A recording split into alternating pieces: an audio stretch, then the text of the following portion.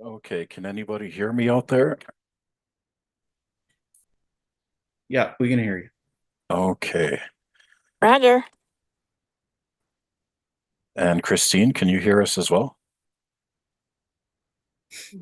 Yes, I can hear you. Okay, awesome. So it looks like there are four of us who came on to the other side. Um, Let me see.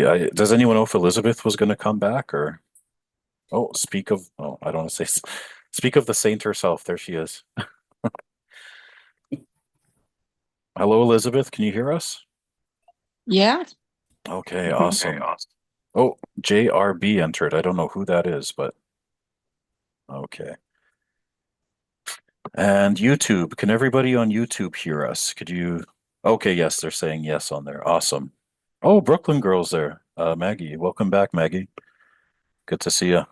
Okay, so as everyone knows, again, this is just us chatting about kind of Catholic stuff, and there's no real agenda or point to it. It's just to kind of because we like to chat after the rosary, so we may as well do it as a separate video thing altogether. So, did anybody do their homework? What was the homework again? There was so much, I don't know. I assigned it and I don't even know. The homework. What was the homework? Was it to find the to prove or disprove or something like that about the illumination We'll of get consciousness? information in Akita Mm. and the Okay. illuminations of Mm. conscience and Do you Okay, know, so sorry. yeah, Go ahead. No, I was gonna say that I think that with the I don't know, the 3 days of darkness, with that subject, that is, if it is, if it is, if it is true, yeah. Um, I think that we won't get to live or see that if it is, if it happens to be true, because we're trying to follow, we're trying to live our faith and, keep our, living in the state of grace. We try really hard. So, I think that that's understanding the 3 days of darkness. I think that, to me, I'm more interested in maybe, seeing if the three, like the illumination of conscience is going to, that's it. Like, because that, I feel like, is too far away if it is true, like the 3 days of darkness. I'm just more interested in the illumination of conscience. I don't know if anyway. And I do So have a couple of saints that are, yeah. But anyway, that go ahead. that talk about it. Yeah,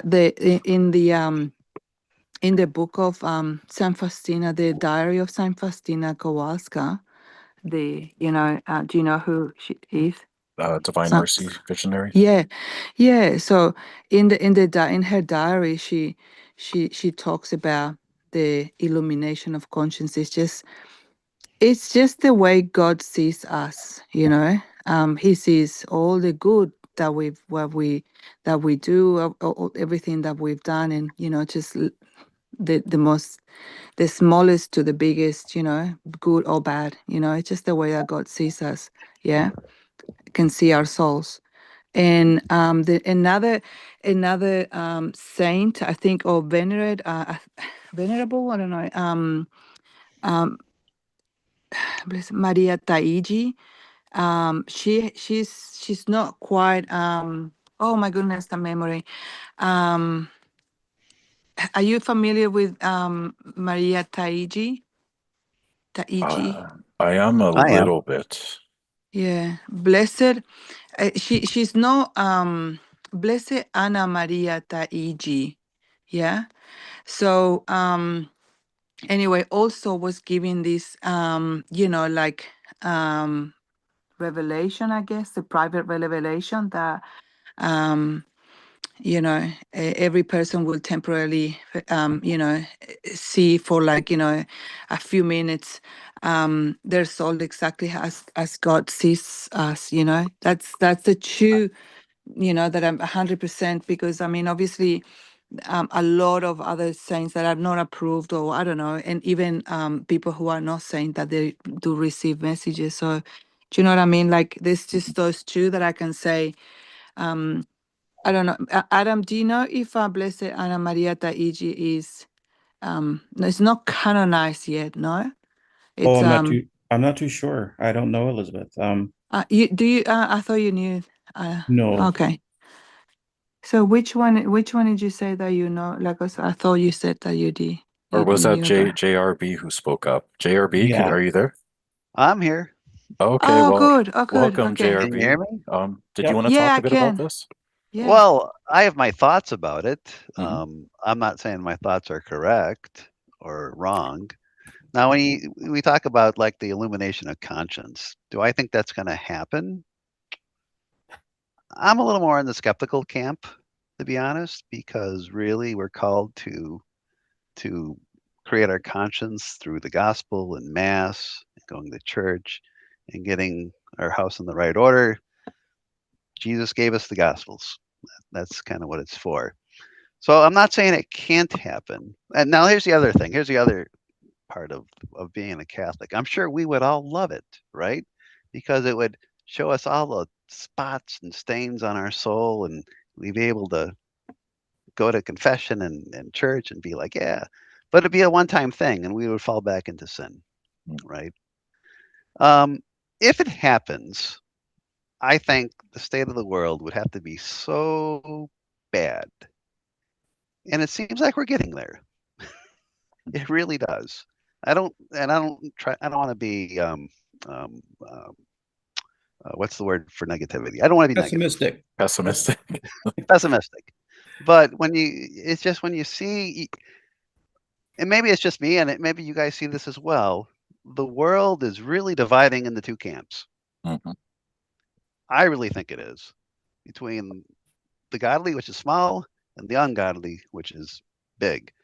And yeah, I mean, it's just I hate to say it, it's just getting worse. So is something going to happen? I don't know. Um, I guess, we're just called to do our part as best we can, help those around us, try to be positive, go to church, Stay in a state of grace. stay in the state of grace. You got it. So, Exactly. so if it happens again, if it happens, that'd be wonderful. I don't think it's going to maybe happen in our lifetime. And the other thing is, if it were to happen, what are the precursors, right? Is it just going to happen in an instant?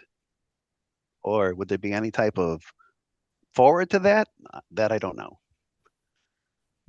Does anyone here know, like, I'm kind of foreign to this 3 Days of Darkness thing, but does anyone know a bit of more of the backstory? Like, what is going to lead up to Well, this, or so, what? so here's the thing. I read like 25 years ago. I got into reading all this stuff, and the 3 Days of Darkness. I still can't pin it down anywhere that it's going to be a thing that's going to happen. Obviously it's based on Christ, dying and going to hell and for 3 days and all that stuff. But you've seen it in ancillary. Supposedly I've seen things talking about Padre Pio talked about it, but I could never find a hard piece of writing or evidence that he really said it. So Now, if he now that said you it, meant, go just to on. interrupt you quickly, I did just post a comment in the Zoom that I researched that, and I'll just read it real quick here. In the late 1940s, the name of St. Padre Pio was attached to a letter endorsing 3 Days of Darkness, but the letter was in fact written by the Council of Harelsbach, a religious cult in Germany, later outlawed by the Vatican. Since 1950, the Pio forgery has been repeatedly denounced by both the Capuchin Order and the Archdiocese of Bamberg. And Mhm. I found that on many authentic Catholic websites. I have an example in the chat there as well, to a link to where you guys could read that. But this has been denounced for decades Okay. as, so that's one Yeah. thing we could get out of the way. Yeah, I've never, you're right. I've never found evidence of him saying that. what is interesting from Padre Pio, though, I am almost totally certain he said that these children here at the time would see the triumph of the Immaculate Heart. Now that timeline is getting short because the kids back then, so I was born in 67, and the kids that would have been there are just, maybe 10 years older than me, so I'm 58. So they're going to be about 68. So if they're going to see it, if that's like a literal quote and they're going to see it, you would think that within the next 20 years, it's going to happen. Well, and again, we have to remember, I mean, saints are fallible. I Oh, mean, yeah. yes, and yes, there are wonderful things. They're amazing. They could see, like, for example, I mean, Saint Catherine of Siena, she supposedly had a vision of the Blessed Mother who told her that she was not immaculately conceived. However, that is now a defined dogma of the church. So do we discredit St. Catherine of Siena altogether because of that misinterpretation or whatever? No, of course not. But it just shows that we can't, because some people will say, well, this saint said that, this saint said that. It's like, I don't care what saint said it. Lots of saints have said things through the centuries. A lot of it has never come to pass. A lot of it has. That's the thing. That's why we cannot place all of our trust in private revelation. It's good to be aware, but again, we just got to be so careful with that because you almost develop a religion around certain saints. That you don't read your Bible, but you'll read volumes and volumes of saints' writings. So we just got to be mindful of that. And Padre Pio, with regards to the triumph of the Immaculate Heart, I don't know where he wrote. Do you know where he wrote that, or if he said it in an What, the interview? triumph? Yeah, It was just like is it in a book of his that he wrote? no, it's more like hearsay that people have said that, he said that to kids who were there. Oh, okay. So The in the end, my Immaculate Heart will triumph. I think that's associated with the Fatima now message. So, now we expect that to happen, but the timeline, who knows? I actually have one more can of worms to open up. How do you guys feel about Medjugorje? Whoa, we can't touch that yet, man. No, there's stuff I want to talk about first. That's opening a yeah, whole this can of is a worms is warm right. up, right? This is the intro to the Oh, buddy. pinnacle, the discussion. So okay, hold that thought though. What I'd like to quickly discuss before we move forward is again, I just want to clarify this Akita thing with Sister Agnes Sasagawa. Oh, Akita's. I can't tell you that it's real, but I totally believe it's real. Okay. So we were talking last time, what happened to her body? Was she cremated? Was it donated? So I'm just going to quickly read a bit of background for those who. Sorry. I don't know about that, but Okay. So but I did some research here, and I'm going to share with people who don't really know the story and just give a bit of background for those listening. So Akita, this is the background and key events.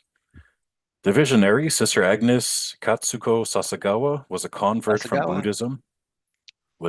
Sorry? Yeah, Sasagawa. You got it right. Sasagawa? Yeah. With a history of health issues, she became completely deaf and reported receiving messages from her guardian angel and the Blessed Virgin Mary. And later on, her hearing was miraculously restored, as the angel had told her it would be. So this set of miracles involves a statue. The statue was carved from a single Katsura tree block in 1963. In 1973, it's a statue of Our Lady.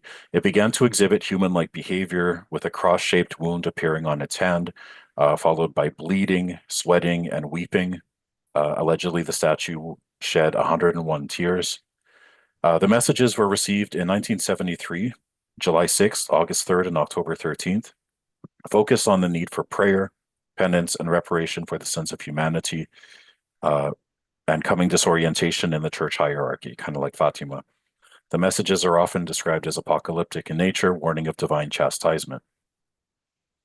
Now, okay, so after an 8-year investigation, Bishop John Sojiro Ito approved the events as supernatural and worthy of belief in 1984.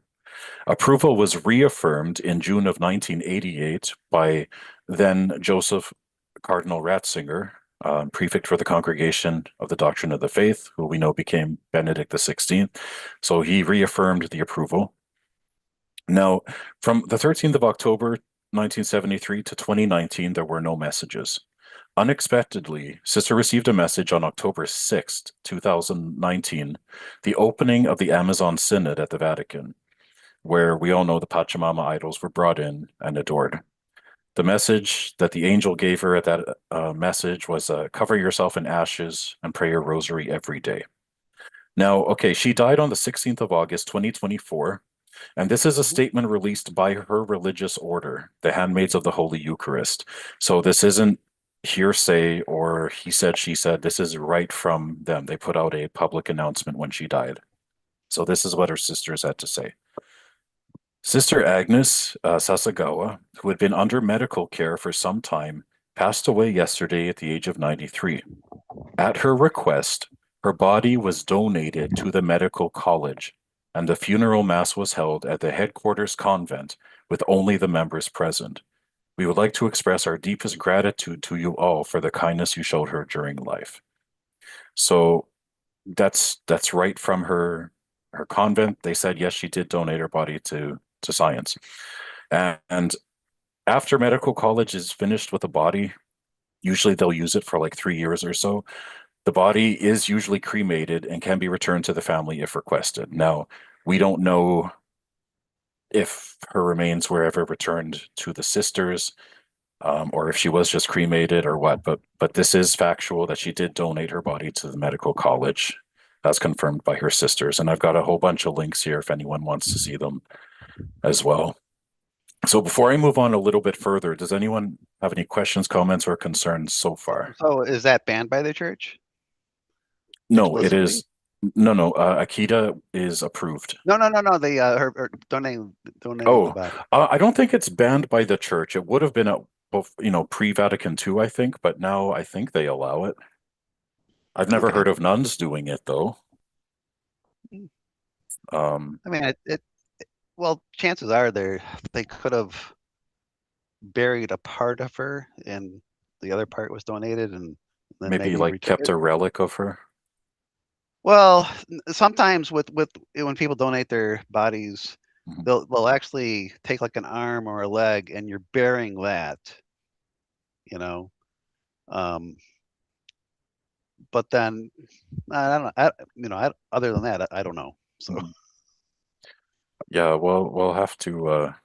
I mean, I tried but looking online to see if she had a tomb somewhere, maybe, but and there's her nothing. her prophecies are dead on. I mean, at the time, you Mhm. could have said, okay, that seems unrealistic because she talks about bishop fighting bishop. She talks about actually the fire from the sky as a chastisement.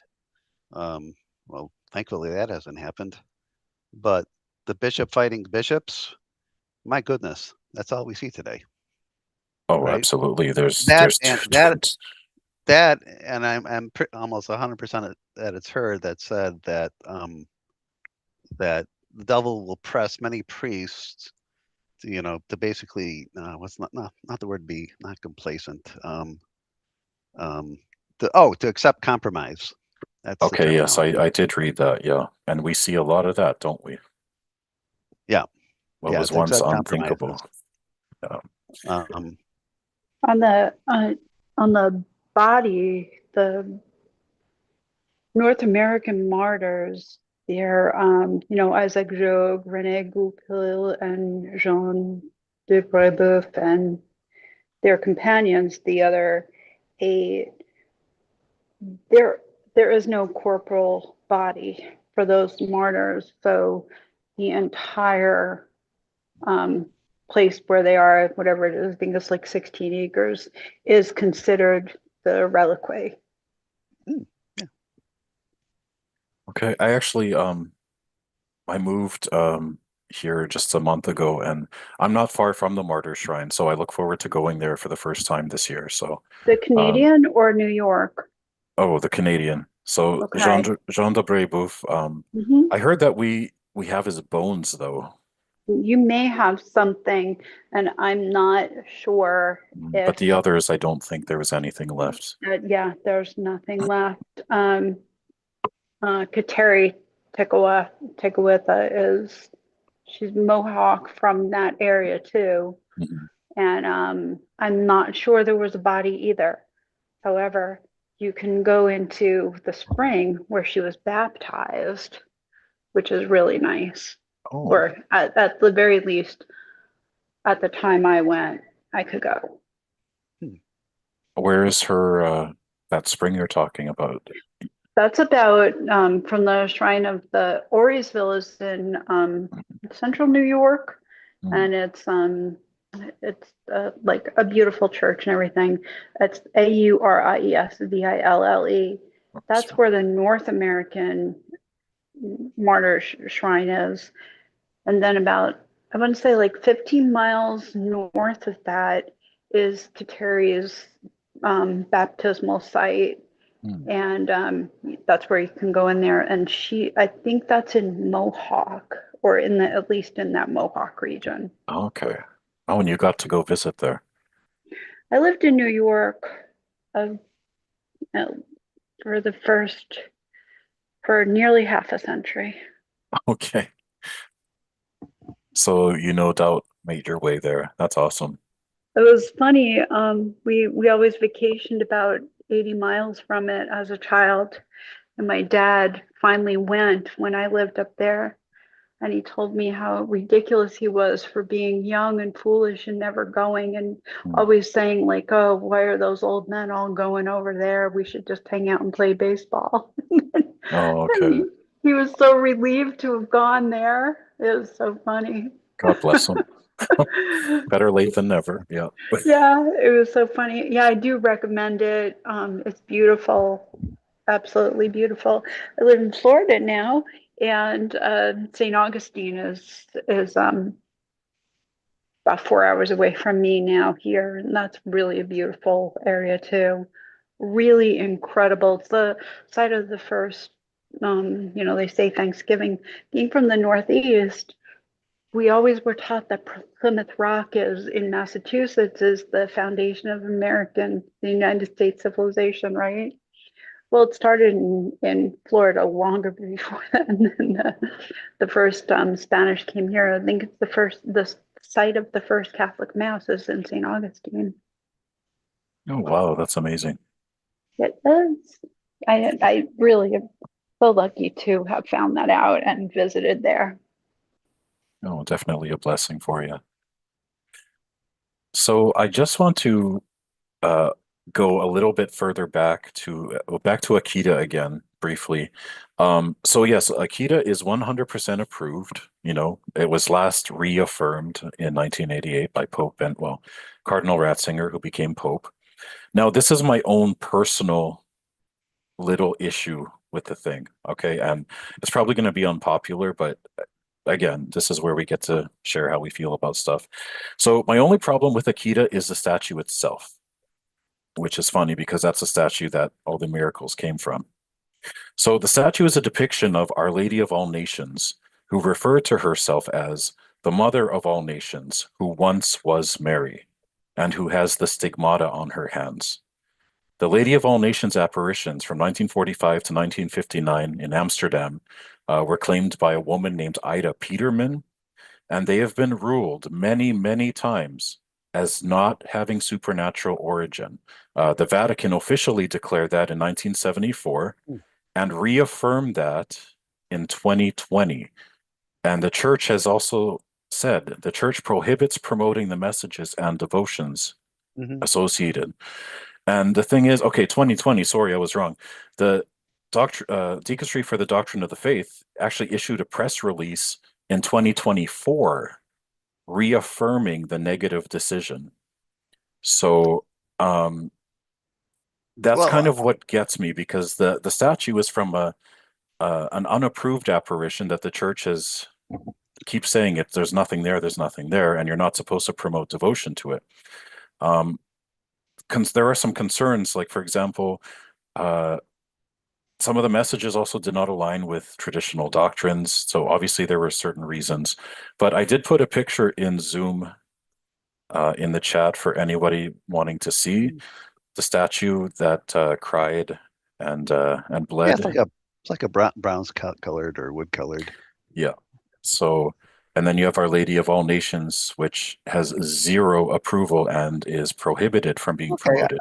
I did So, not know about that. Mhm. I don't remember it, to be honest. almost have to go back and look. Mhm. Again, with private revelations, Yeah. you can just be like, I don't care. Well, You yes, don't technically, have to believe it. You have to believe the Gospels, but absolutely. but here's the thing. There are a lot of people like chasing all these apparitions and things, and I was like that when I was younger, like Mhm. into all of it. But once you see lots of them and you just read as much as you can about all of it, you become skeptical, right? And that's a good thing. It's good to be skeptical. You shouldn't believe things just out of hand, you Mhm. know. But once you become skeptical, and if you really read just apparition after apparition and prophecy, you can start picking out the fakes real easy because there's something off kilter, there's something totally wrong. Um, Even just the style could be off, you know. So Mhm. so the more you read, the more you know, for sure. Oh, absolutely. So before we continue on, I just want to take a look at YouTube here. So looks like we've got 17 people listening. Got shocked and burned. Nice to see you again, Caddy Paul. Josephine Salazar is back. Nice to see you. Maggie, Catherine, Miguel. Oh, Nimitz is here too. Good to see you, Nimitz. Ivy. J.M. Marcia. Okay, Miss Maria, 1300 says, I'm a fallen away Catholic returning to the faith. My past was laced with gangs, occult practices, and drugs. My confessor said that even I can truly be on the path to be like a saint. Absolutely, you can be. And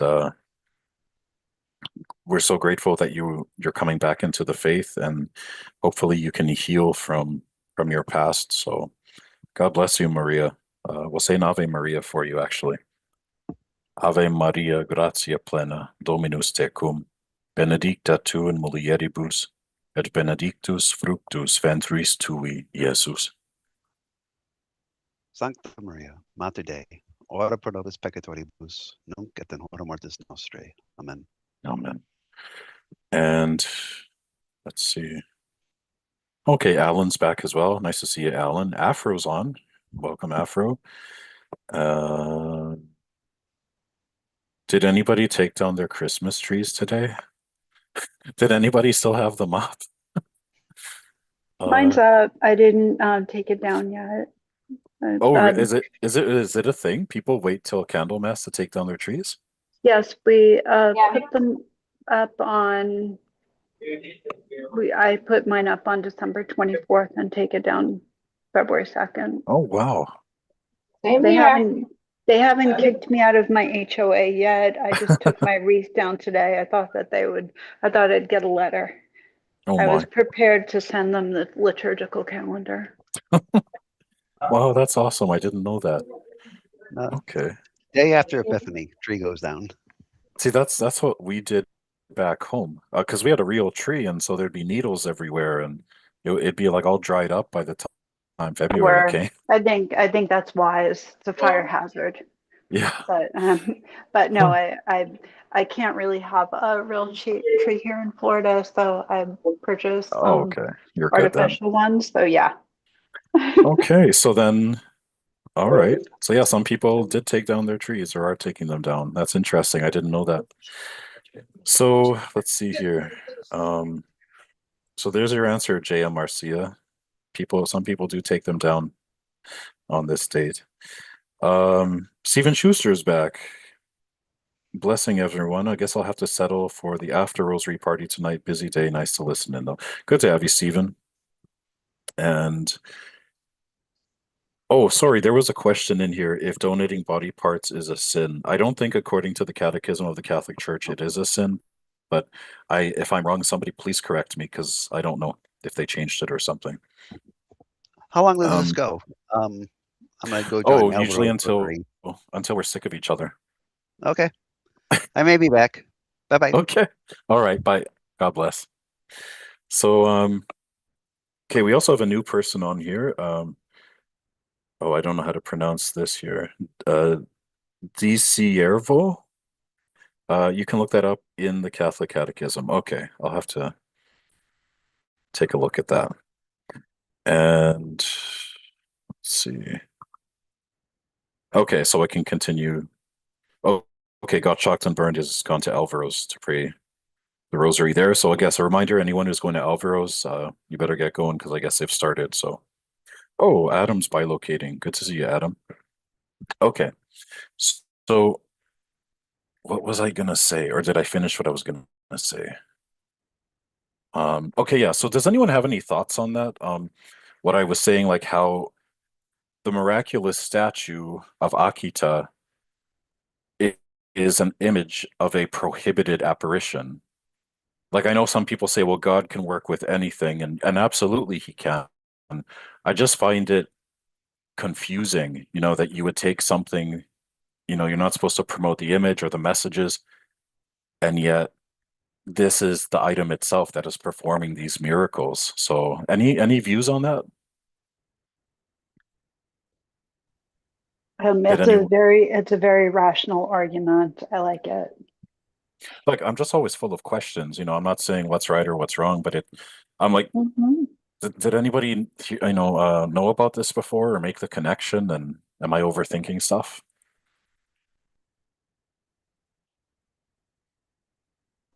Hello, is anybody there? Yeah, well, no, I don't. I mean, don't we all ruminate about this stuff all the time and Mhm. in our normal interactions with our Catholic friends, Mhm. we're always getting pieces of their devotions and everything, and we do have to reconcile them in our own minds. And at some point, for example, you, Joe, you've said that your devotion is to Saint Joseph and that this channel is for that. And when people say, "Hey, let's do this," and everything, you say you can't do every devotion, right? Well, Mhm. I can't understand everybody else's private revelation. I can't understand what speaks to other people. I know what speaks to me. Mhm. And I've gone down the road where I've listened to all the people talking about all the unapproved apparitions, and they visit there and they go on pilgrimages and they experience great things. And Mhm. I've just decided to stay with the approved ones. And recently I've gotten rid of all of the objects associated with so I think can't remember. I think it's Mr. Jesse. He has a channel. His name's Jesse. I can't remember his last name. And he the day I was getting rid of these things, these objects associated with the unapproved apparitions, Jesse came on my YouTube feed and said, "Here's how to decommission and dispose of objects in your house that you want to get rid of." And I don't think it was unapproved stuff, but it was just other objects that you want to decommission. Mhm. And so I've been doing that. Mhm. And after I did that, I found your channel and I started praying the Latin Rosary with you out loud. I've been doing it silently or something. And Mhm. all of a sudden, this little community outside in YouTube, they're asking you for prayers and people are getting prayers answered. So I think that I want to associate um, decommissioning and eradicating all of those things from my house with finding your prayer group. Hey, amen. Yes. Happy to have you. Oh, uh, was it Jesse Romero you're talking about?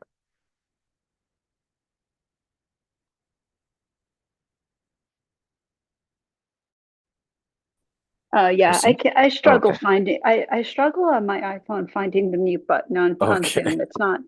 Zoom is not loving my iPhone. Yes, it's Dusty Romero. Romero. Yeah, Okay, yeah, I've I seen him had before. I had a couple of things, and I looked it up, and it was like about 10 years ago, he had something in there, and I just said, I was very emotionally and almost spiritually attached to the objects. Hmm.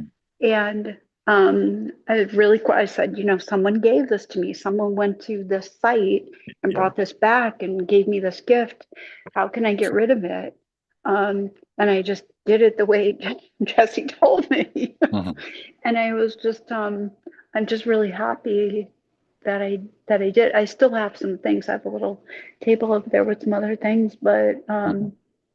and then as I was talking to a priest actually, um, he asked me and he was like, well, how much time do you spend this? And I was like, okay, well, we're talking about like less than 0.1% of my time, have I spent, engaging these things. Hmm. And he said to me, so pay attention to the message of Fatima. And I was like, Wow. of course I will. But I also really like the message of knock, Hmm. um, because she said nothing.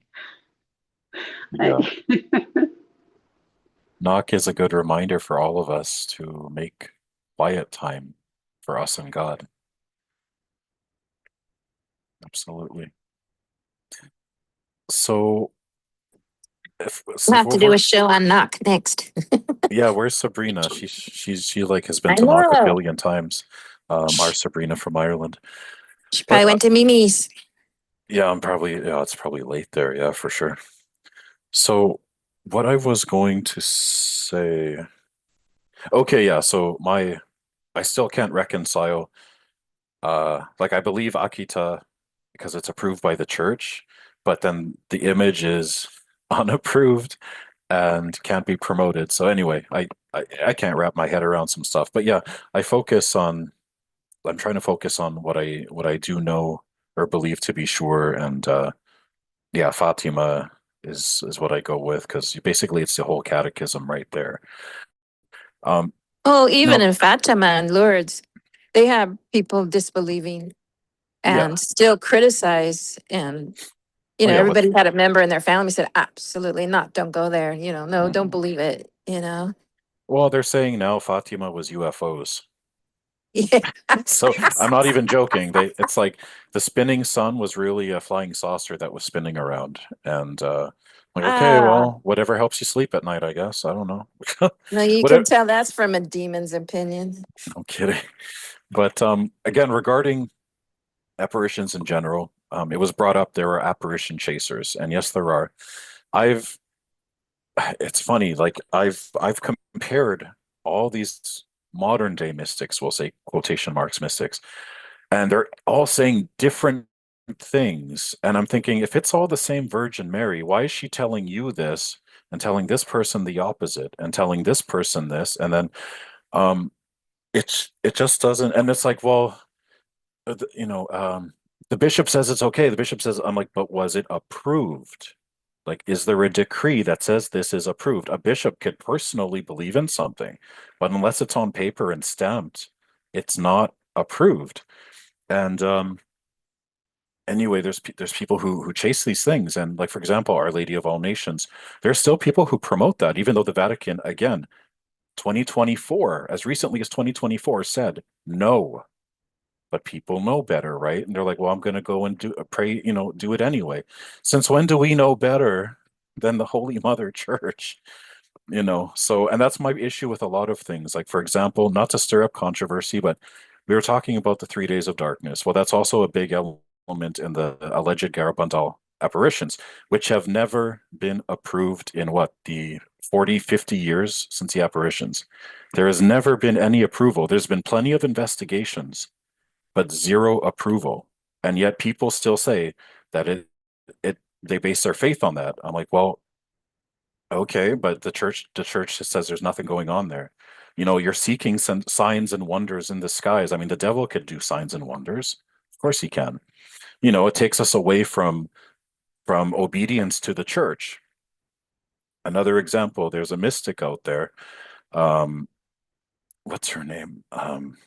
Maria Valtorta. She's not a blessed or anything. Pius XII, I believe, came out with a decree saying that her writings are not to be taken as like truth. You know, they make for nice reading, but you cannot accept them as truth because there's some things that are contrary to the faith. And the church again doubled down on that. I think it was 3 years ago. Because people keep pushing. So the church released another statement. Yeah, it was during Francis's pontificate, saying again, Maria Valtorta, the church does not accept this as genuine. Okay, but people will still spread it as if it was gospel truth. But you have to have the disclaimer that these are like experiences that she might have had and interpreted, but they are not in conformity with the teachings of the Catholic faith. So we have to be careful. Like, yes, like certain revelations can resonate with us and we could draw inspiration from them. That's wonderful. But we have to be obedient, and that is one of the big signs of something being authentic. Disobedience is the devil. For example, Lucia of Fatima. Okay, when she after the apparitions and Francisco and Jacinta died, she went off to school in she was educated by the Dorothean nuns and this and that. She was told, don't ever talk about Fatima to anybody there. And she didn't. As much as she might have wanted to, she didn't. She was obedient. And then even as a nun in her adulthood, she was talking about it here and there, but then in the 60s they put an order on her that said, okay, no more talking about Fatima without approval from the bishop first. And she's like, okay. She obeyed. She didn't lash out and write a letter and say, I refuse, blah, blah, blah, blah, blah. The message is important. Yes, the message is important, but obedience is the first test. If you fail that, you know, you're not credible. So that's what Lucia's, even when she was writing down the third secret, you know, she was having trouble writing the secret down and she was conflicted. And Our Lady told her, you know, listen to what your bishop tells you. Whatever the bishop tells you, that's what I want you to do. And so obedience to the bishops. Now you have, I won't say who the apparitions are, because that'll stir a whole beehive, but there was a seer in South America who initially his apparitions were approved, but then the bishop who approved them formally, he passed away. And after he passed away, the next bishop withdrew the approval. And the church said, you know, you cannot release these messages to the public anymore. Okay. And this was obviously a big blow to the believers. You know, they were starting work on a shrine and this and that. But the church said, okay, no more spreading these messages. Maybe it was because they wanted to investigate things. And also maybe it was to test obedience. Well, this visionary, unfortunately, lashed out against the church, you know, publicly defied them, kept releasing all these messages, kept saying, you know, the church is, you know, all the bad things that are wrong with the church. There are things that are wrong with the people in the church. But he failed the obedience test that shows authenticity. So we have to remember if the church says no, it's no. I mean, when it comes to private revelation anyway. So we just have to be careful. Elizabeth has her hand raised. Okay. Yeah, go ahead. So isn't that like like this is an example, the SSPX, for example, Mhm. they have no authority to, no authority, they're not they're no permission from the Vatican to celebrate masses or something like that, but they're still doing it, the SXPX. Isn't that like a disobedience?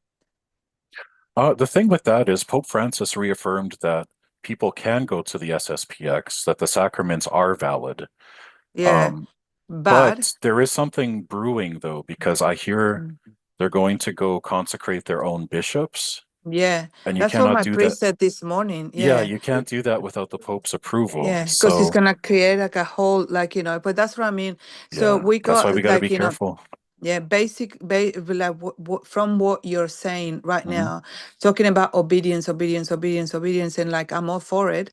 I don't understand why the people get so, like, because I can't really defend either way because I don't have enough. I'm not educated enough in these subjects. But it is simple to me. This morning after mass, I thought, okay, I needed to assist the priest. Like, tell me exactly. Can I go to the the SSPX mass, or do I go to the SSP mass? The SSP, that they have approval.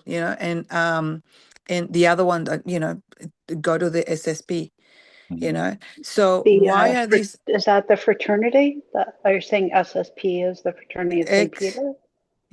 Yeah, I think so. Yeah. Okay, yeah, The Yeah. one yeah, that ends at So with yeah, the X at the end. the fraternity of St. Peter, they're they're- in alignment with Rome. But yeah, anyway, so what that this yeah. is. Yeah. Sorry, go ahead, Sorry. Elizabeth. No, sorry, because my husband keeps calling. I have to go because it's Oh, just with my son had to be picked up from school. But it's all right.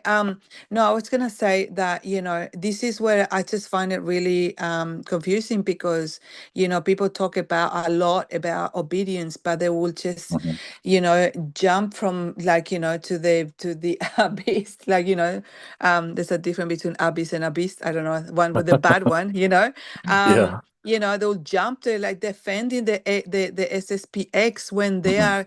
are, so if they're not in obedience, if you're not, to me, they're just in simple words for someone like me, they're just being disobedient, just they're Mhm. not doing like, they just, okay, no, I'm gonna keep celebrating the mass and where anyway.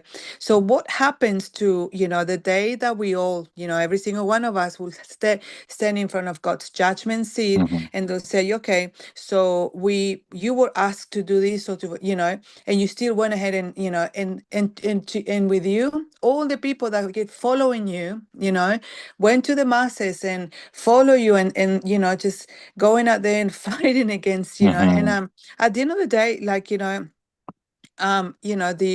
the disobedience, that's what I really don't, I don't, that's where it comes down to, because I can't argue with all the knowledge that people will have about this and that and the other, like, Mhm. this lovely lady who's talking about, like, and plus, again, my very limited vocabulary in English, I can't really express it, but I'm saying, like, just that's an example of, like, we have to be obedient, and that's what I could hear from you. Like, we have to Mhm. and we need to, obviously, but then we have this huge, elephant in our own, Yeah. living room, and and we're just pretending that elephant is not there. Yeah, but no, you raise a good issue. Like, again, as far as SSPX, I know we're allowed to go and that Yeah, the sacraments are valid, but yeah. the church doesn't encourage it. Kind of like the Orthodox. Technically, if we go to an Orthodox mass, that counts because their sacrament is valid somehow. Even Mhm, though they don't even acknowledge the Pope, at least Mhm. SSPX acknowledges and prays for the Pope. mhm. So Yeah. I don't understand that either, but No. all I Anyway, know and one is, more thing before I yep, go. Sorry, I okay. just have to ask you this. Now, if every single, like 99, like, let's say that there's 100 people in the world, in the whole globe, in the whole universe, Mhm. if the 99 people that are saying, no, this is all, like, they're all against all these apparitions, because I never thought about the way that I was just listening to people describe the apparition. I, don't look at, like, for example, if you come into my house, you will know that someone that lives here is Catholic, because I have Mary, Jesus, like, I got yeah, my house is, and so I don't have those images to, like, I'm not worshiping the images. If Mhm. anything, I'm looking around, oh wait, it's the Angelus, oh, it's 3 o'clock, or just Yep. those little devotions, that Catholic devotions, that we are so rich. The Catholic Church has Mhm.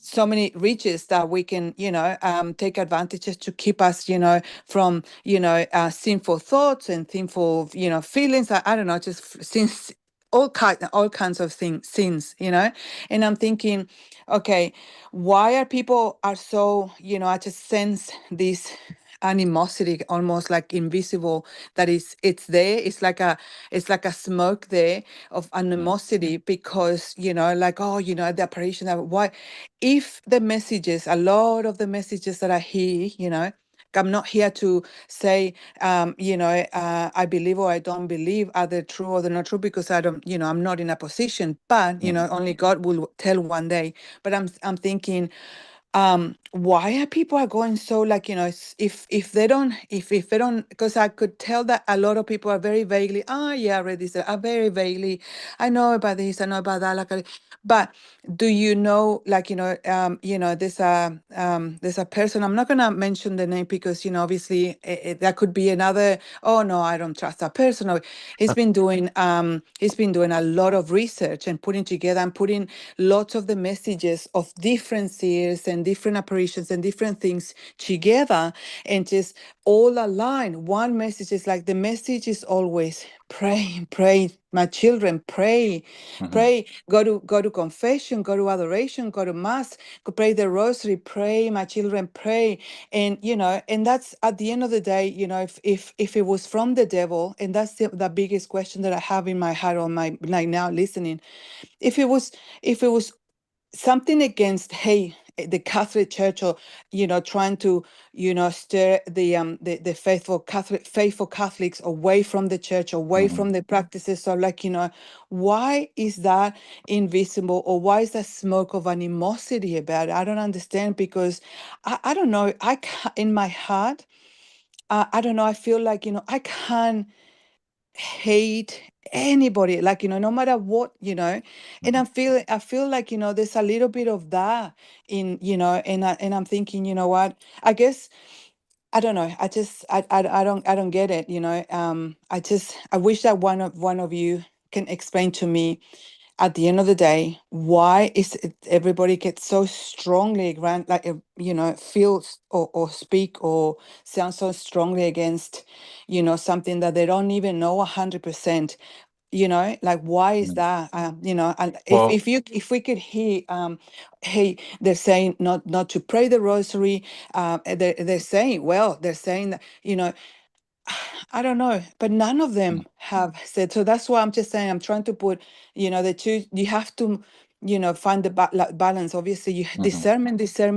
How do we get discernment? By spending a lot of time in adoration, if we can, spending time with God, going to mass every day. And that's pretty much all they keep asking. I think a lot of the apparitions and a lot of that, messages in Medjugorje, Caravandal, I don't know how many are there, because I have no idea, but they're very similar, prayer and fasting do, what is it, when you, penitence, yeah, all these things are pretty much what the catechism of the church, teaches, prayer is an armor. And, that's why I just wish someone can answer, why because nothing negative, like our feelings, like, when it comes to, like, I don't know, all this uncomfortable division comes from the enemy, absolutely. and so that's all I just want to understand, because, like I said, I love my worst enemy. I have forgiven the unforgivable in my life, and that's why I cannot have these feelings or negative feeling towards any of my brothers and sisters, especially the ones that that I pray with, or you know what I mean. And so that's why I'm saying, like, why are we getting towards, like, oh, I don't want to, because I felt yesterday a little bit of that. And so thinking, no, it's okay. Listen, you know what, we can talk about it. We can Oh discuss no, did about I things, say like, something? no, not you. But, but I'm saying, like, you know what I mean? Like, this is all, we're all learning, because you know what, when we are born to eternity, we're gonna keep learning eternity. We got all eternity to keep learning, and we are, like, not even toddlers yet, You're right. we're so much. But anyway, I gotta go and pick up my son from school. Oh, So gee. Okay. okay, I'm so sorry, I'm gonna keep listening, but I won't talk anymore. So I would love to hear anybody, please be gentle on me. Oh my, no, Elizabeth, thank you so much for sharing all that. So okay, we'll let you go then, but I'll Yeah, I'm answer. listening. I'm listening. Okay. Yeah, All right. thanks. So I will say for me, again, I can only speak for myself. Um, the reason why sometimes I get, I'll say, upset when someone is trying to push an apparition on me is due to its past experiences. For example, I will say this: there was a seer in Brazil, in Jacareí, the place is called Marcus Thaddeus or something, and he has been condemned a billion times, and he still has a following. And I asked what the status was of the apparitions, if it was investigated by the church, and the response was like, "Well, who are you going to believe, heaven or the church?" I'm like, "Well, the church is the mouthpiece of heaven, so I should go with." Basically, I ended up being condemned to hell because I was not believing in these apparitions, and I thought, "Huh, I thought apparitions were not binding on the faithful, so why would I go to hell for not believing in these?" So that had cult written all over it. And even though it was condemned a million times, people still follow this guy. I mean, that's one example. Another example, Garabandal, I'll say, if I remember saying, "Oh, well, the church hasn't said anything positive about it. They say there's nothing there." "Oh, well, you just don't want to believe." No, it's the church says there's nothing there, and my faith life is so that I don't need something like that. I already have my faith anyway, but and same with Medjugorje, I'll say people have attacked me, and I like to listen to all points of view. And but when somebody won't try to listen to what I have to say, instead they get defensive. I mean, I've been told by Medjugorje people, "Oh, you don't love the Blessed Mother?" I feel like, "Are you kidding? Of course I love the Blessed Mother. No, she brought me back to the church." "Well, then if you don't believe in Medjugorje, you obviously don't love her." Like, whoa, where's this coming from? So it's the animosity of people that has turned me off of a lot of things. And um, for me personally, again, these kinds of things boil up after a while. And if I'm ever talking about something that I don't agree with, and if I ever sound passionate or upset about it, yeah, it's because of past trauma stuff. You know, um, Everyone's got their own reasons. Some people just like to feel high and mighty and entitled. I don't think I ever feel that way. If I do, I'm not aware of it. But for me, it was always from past experiences. Like, if I'm always getting, for example, just an example, my personal experience, if I'm always getting Medjugorje people attacking me, "You don't love the Blessed Virgin Mary, blah blah blah. You don't believe in miracles." Like, what are you talking about? Just because I don't believe in Medjugorje, you're saying I don't love Our Lady? Like, come on now, that's absurd. You know. But at the same time, I'm not going to go attacking people who do believe in that stuff. Like, okay, that's your right as a Catholic, I guess, is to discern. Oh, That's what I'm here for too. So, you know, does I anyone heard the have word an Medjugorje.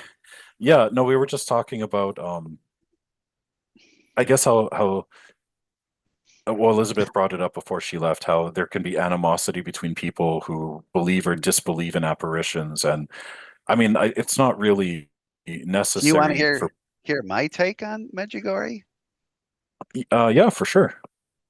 Um, and I have been following Medjugorje for 20 plus years.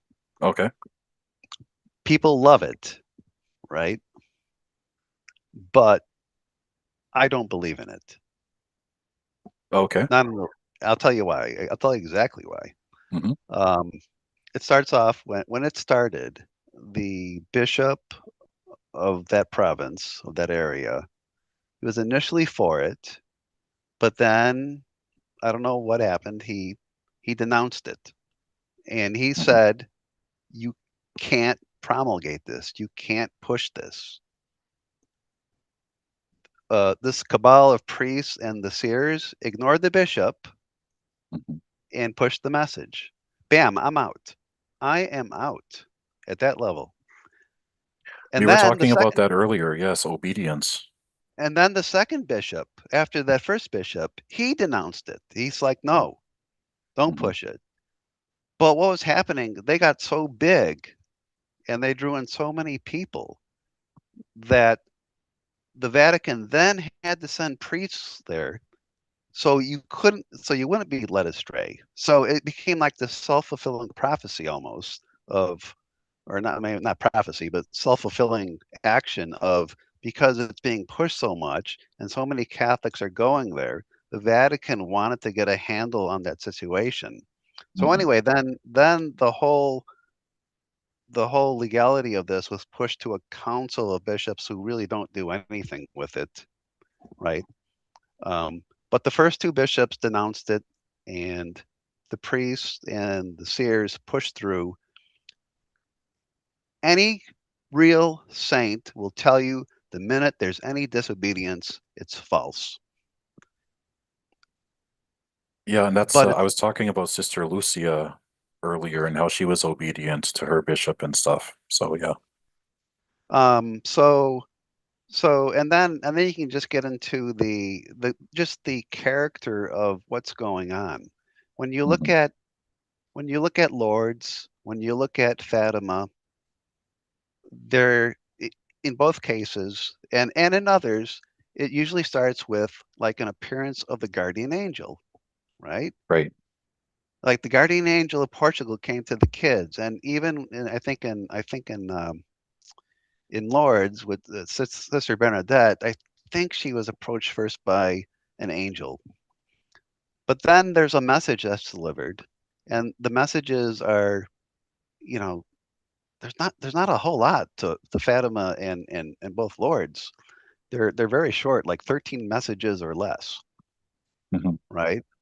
And it's followed with information that could be verified. Like, Bernadette she was told about the dogma Right. of the Immaculate Conception, which at that point in time, the poor would have no idea what that meant. They just wouldn't. And then you look at just the character of what happens. It's like Bernadette became a nun. The kids seeing hell, if you read about the penances that they Mhm. do, we don't do those. They went out of their And way. Yeah. and the one that lived became a nun. Now, I'm Mhm. not saying you got to become religious. You're not bound to become religious. But really, what happens in real apparitions is that kind of that deciding time of, are you for heaven or hell, or where, that becomes really real, right? You're seeing the Mother of God. You're seeing an emissary from heaven. That's going to quicken up which camp are you in and how much, Mhm. right? And you don't see that with Medjugorje. These seers are living a very worldly life.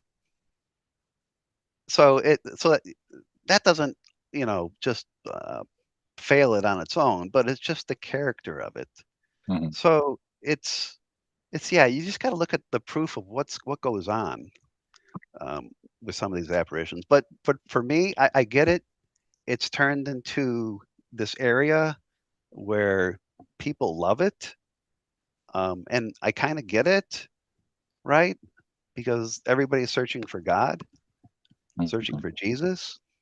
I always say, if you want a miracle, go down to your local church and attend Mass. There's a Amen. miracle there every single time. But some people need to go across the world, you know. Mhm. Um, but anyway, yeah, I don't believe in Medjugorje. I just don't. It's Oh, it's like fair it's a enough. message. It's a message every day for 20 plus years, if See, not 30 years. and yeah, and for me personally though, it's first of all, you hit the nail on the head right away. The two bishops said no, not we don't know. No, they said no. Well, they go and do it anyway, right? And all the scandals. I mean, this first spiritual director, he went on to leave and then go father a child with a nun or something, and we had money Well, laundering involved. have you seen the recent one that of this down in San Antonio? Just within the last 2 years, supposedly there's a what's their name? I can't remember the name of the group, Mm, but they were saying that one of the nuns down there was getting messages from God the Father, and because of that, the priest there was saying that, and the bishop said, no, don't, you're not allowed to push this. But mm, the priest said, no, we're going to ignore the bishop. Well, mm. bam, I'm done with you. I'm not going to believe anything you say, Yeah. because Because here's the logic of the situation. If the bishop says no, and this is truly a message from God the Father, do you think that's going to stop that message from getting out Right. in the correct way? No, it's God the Father. He's going to make it happen some way, somehow. Bishop will change his mind. But by being disobedient, you're showing me that you're false. You Well, know, that's the first test. Absolutely. Padre Pio, as I think most of us know, he came under accusations, and Mhm. he was denied like public mass for like what was it, 9 to 13 years or some crazy business like that, and he just obeyed. He It was just 2 years. 2 years he was was it only denied. 2 years? I thought it was Yes. much longer than that. It was 2 years. He was also accused of sexual harassment on a woman, but was proved it was false. Mhm. But he See, obeyed and didn't raise a fuss. but anyway, I mean that's my point. It's like the real apparitions are very solemn, and you really see just super strong character, and the other ones you don't. Mhm. If not, things just totally wrong. Well, and obviously they have, I mean, they investigate these things. It's not like they just make a rash decision. But I know they weigh the messages, the lives of the seers. Like they take everything into account. And if not one bishop, but two bishops and more, whatever, keep saying the same thing, then chances are leave it alone, right? But the cult of personality takes over, and people are more devoted to seers than they are to their bishop. And again, chasing miracles and stuff. And I know, I mean, for example, I know people who love Medjugorje, and they've had conversion, they had their conversion there and stuff. And okay, God's working with them somehow at that place. But it doesn't mean that I feel obligated now to be a Oh hardcore yeah, devotee, you know? I mean that Uh, can certainly happen. You can be converted anywhere, right? oh, absolutely. God will work with you wherever you're at. And if, this is what it takes, that's what it takes. Um, but people also have to remember that, for example, with Medjugorje is not it's not binding. It never was binding. It was never. I mean, originally, the Virgin Mary told them she was only going to appear what, 7 days, 7 days, and then all of a Mhm. sudden it's like how many years? And the visionaries, unfortunately, have been caught in lie after lie after Oh, lie. But there's some really scandalous things that they've well, said. Like they were saying, like one Muslim woman was the holiest woman in the village. And I'm thinking, mhm, okay, so an unbaptized woman is the holiest woman in the village. If that's true, well, you're all damned. I I guess hate to be so. that blunt, but Well, I mean, among other things, there's actual video footage, this one seer, or they were all gathered. They were still kids at the time. They were young, and somebody was there, and they were supposedly in a trance, witnessing the Blessed Mother. And the guy motioned to her eye with like a pen or something, and she flinched. She flinched backwards. And then yeah, yeah, after, when they asked her, she said, "Oh, I thought Mary was going to drop the baby Jesus." yeah. What? There's all sorts of crazy statements. And Like again, visionaries, again, we say they are fallible, they're not perfect, but there's also common sense. And again, I have many reasons why I don't believe in it. A lot of people have reasons why they do believe in it. I just know that my faith is not dependent on apparitions to be see there, you know. that's the core question to the Medjugorje people. The question they have to ask themselves is, what if tomorrow the church comes out and totally condemns it? Oh, it'd be civil What's your war. what's your reaction? Yeah. Yeah. There'd be a big division. Absolutely. They did that in Lourdes. They shut it down. Right, they did. Yeah, they barricaded it, I think, Yeah, they for a did. while. And then the bishop said, I want to test Our Lady. Hmm. And so she worked her works.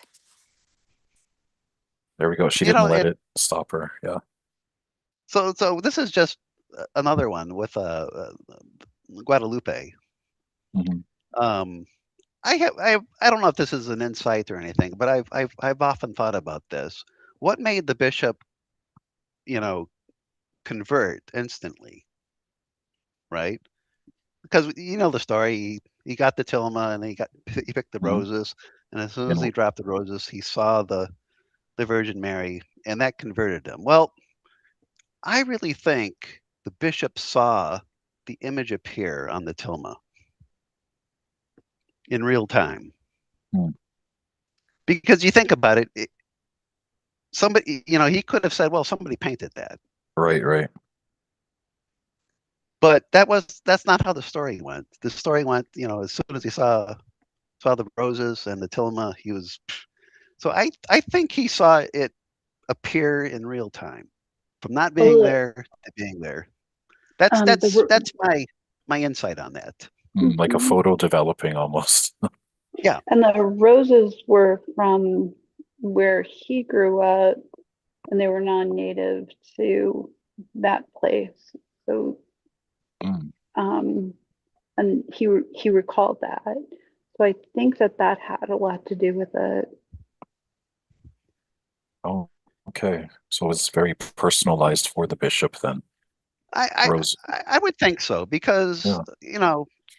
because like I said, I thought about it one time or many times, and Mhm. I thought, well, you could get you could paint a tilma, and then how would the bishop know? Right. There had to be something that he saw that was like truly miraculous, right? So Oh, it's a good point. He would have said so. He would have written telling them what he saw because he would need to say. Right. I mean, he wouldn't hold that back. He wouldn't. And as Latinos, we tell everything and want to tell everything. When something happens, we go running in the streets and we say, look what happened. We're the first ones to tell everything. And The town crier. he was just amazed because, Mhm. here comes the little native. He comes in, he says, Papa, here, I have the roses, and he says, here they are. Yeah. And then he saw her. I mean, there must have been something there to click, just like the soldier who pierced Jesus's heart. Right. He converted at that moment. Mhm. hey, did Uh, you hear that? Did you ever hear the story of this priest? His name was what's his name? Like George Wynady or something.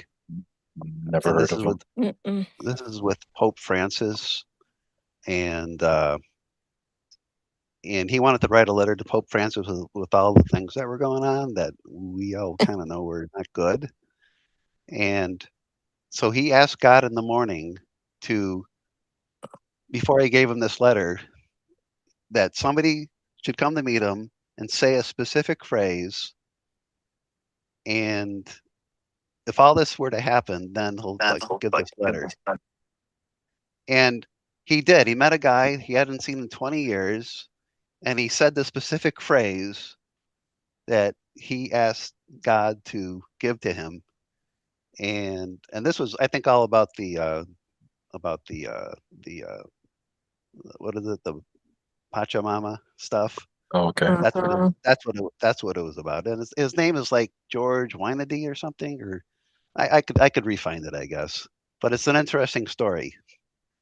He put out very specific conditions, and they were all met. That's how you know it's real. Yeah, that's how you know. Wow. All these little things can occur in your life. Hmm.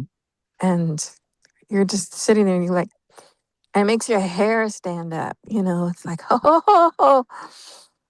Well, it's like when I first started getting back into praying the rosary, I'd always heard people talk about, for example, signal graces, and I never really understood that, or I thought, oh well, that'll never happen to me and stuff, right? But I got goosebumps now. But when I Okay. started praying the rosary again, I started to notice things started popping up, and I'm like Oh. coincidence? What? No, like no, coincidence after coincidence, like all sorts of things, and I'm like, could this be what they're talking about?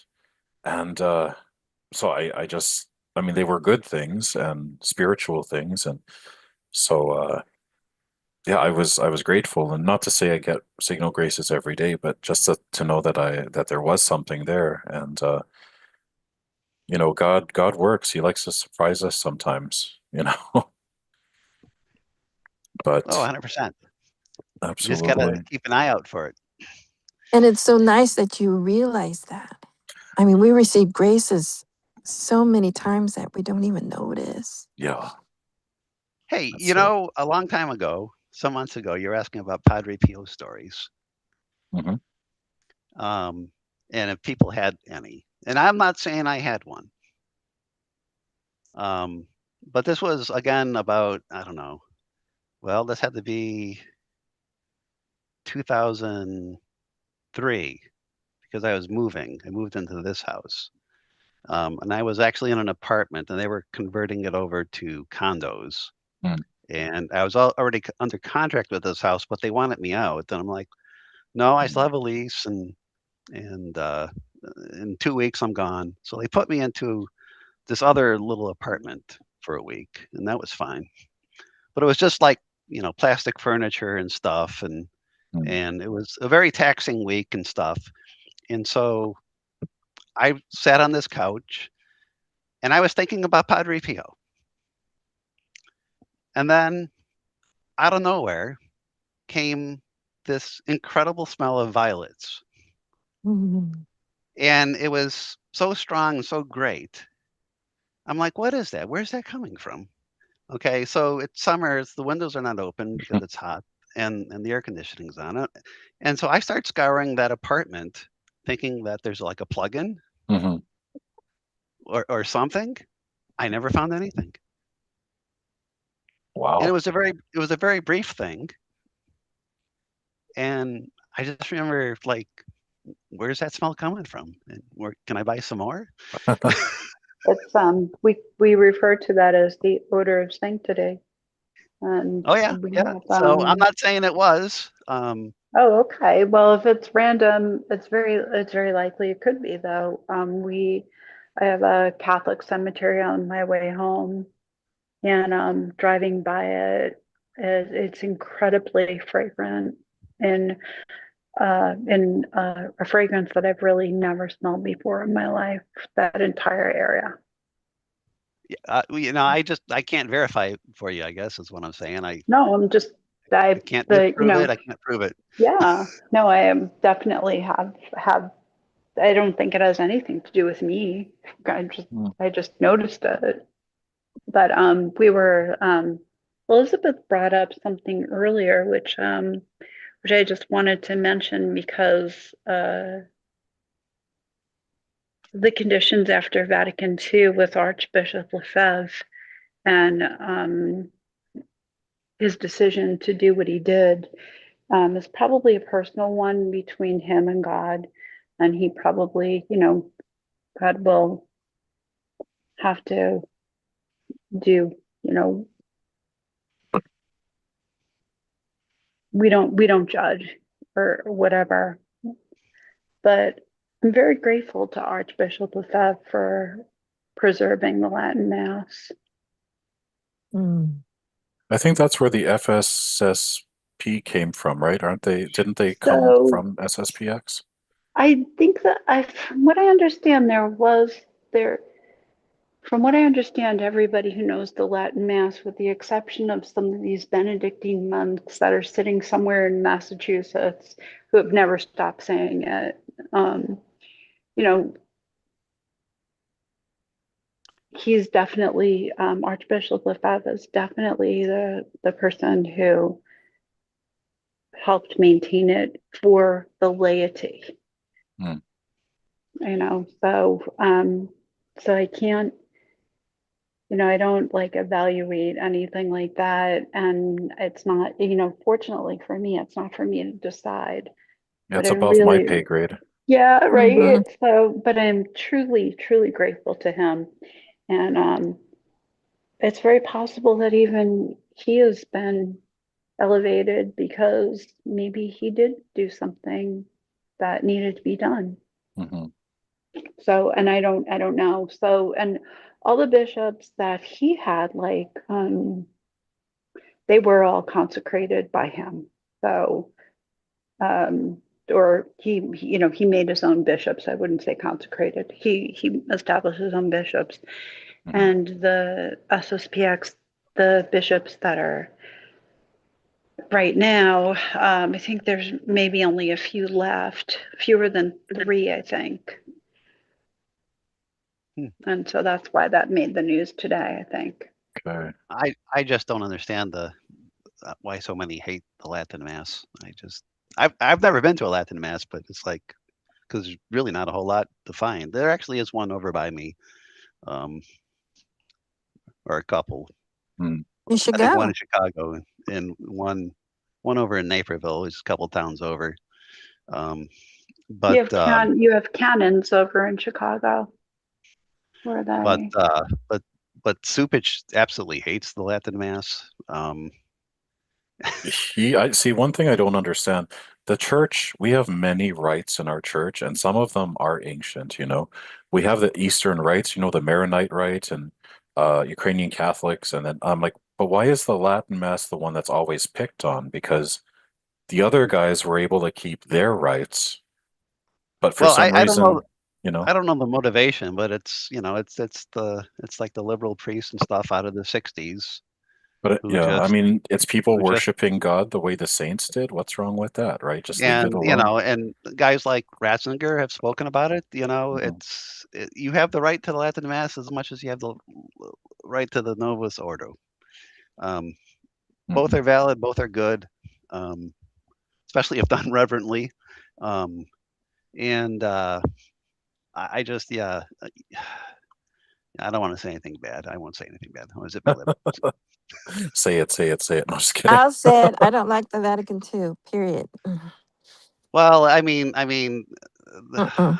They these robbed us guys of a are lot. these guys are. I wouldn't say totally on the way out. What I've seen over the last 10 to 20 years is a lot of the younger priests are very, quote unquote conservative. Um, I've been seeing a lot more Latin being introduced into masses. Regular, even Novus Ordo Hmm. masses. Yeah. Um, more Latin pieces, which is nice. Um, you know, I, I would mostly go to Marmion Abbey with the monks, and it's mostly in English, but they would normally have a lot more Latin than most. Um, but I don't know. I think it's coming back. I hope it's coming back. I pray so. Yes. On Every Saturday, day. I on Saturday I got to attend. It was very different. I got to attend a Novus Ordo Mass, but it was the most reverent Novus Ordo Mass I'd ever been to, and the priest had his back to us the whole time. Like it Ad, was, Ad Orientem, my yeah, goodness. and No, I've but not seen that. it was something to be. It was very fascinating. I'm like, it was so beautiful, and I'm like, I've never been because Novus Ordo Masses most of the time when I go.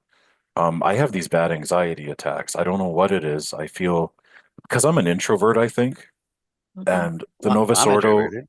Okay, and then, but for me, like the Novus Ordo requires a lot of the vocal participation and shaking hands with everybody and greeting Oh, I each don't other shake hands with before. anybody. I just wave. Okay, I'd rather I just go to the farthest pew. Anyway, I always have anxiety attacks. Sometimes I have to leave and then come back in, but Oh, you know what you said? You got to sit in the first row. That way, there's no one in front of you.